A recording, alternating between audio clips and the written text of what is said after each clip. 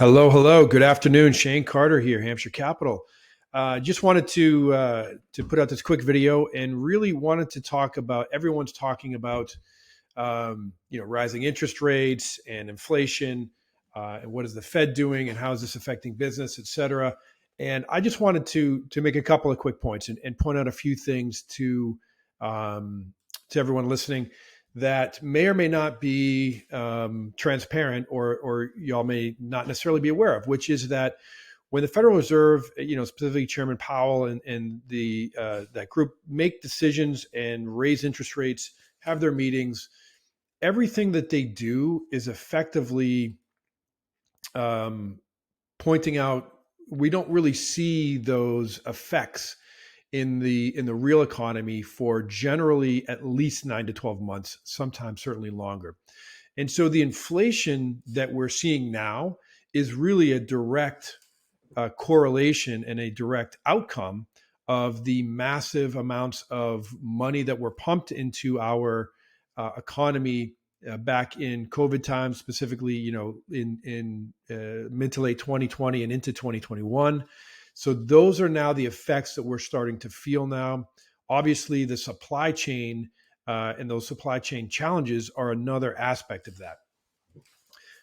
And so, raising the Federal Reserve rate, raising that rate is not a way to fix a supply chain. In fact, the supply chain challenges that we had in the past are actually already starting to improve. And we see that in shipping rates.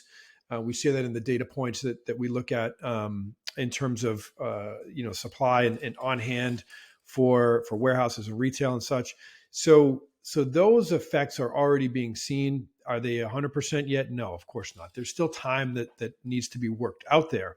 However, all of these rising interest rates, we will see in the end of 23.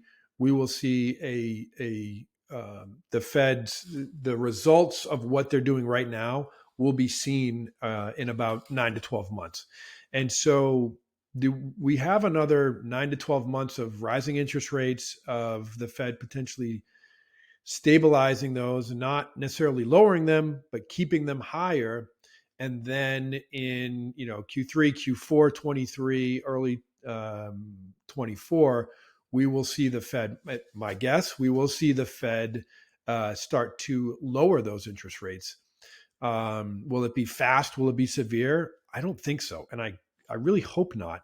This should be a more gradual. I feel like there's a bit of a knee-jerk response here that occurred, and we haven't seen interest rates rise like this in many, in a decade or more. So this is we can all question in hindsight, right, whether Chairman Powell was appropriate in terms of timing and volume of interest rate rising.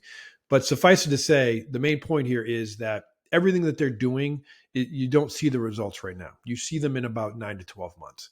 And so when you look out on the horizon, keep that in mind. What does that mean for multifamily and for what we do currently?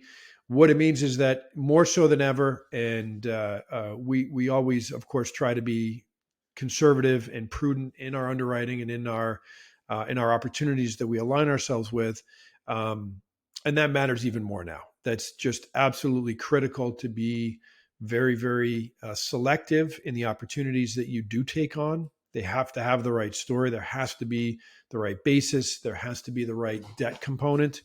And there has to be a really, really clear path for intelligent and prudent investment, given the times that we're in.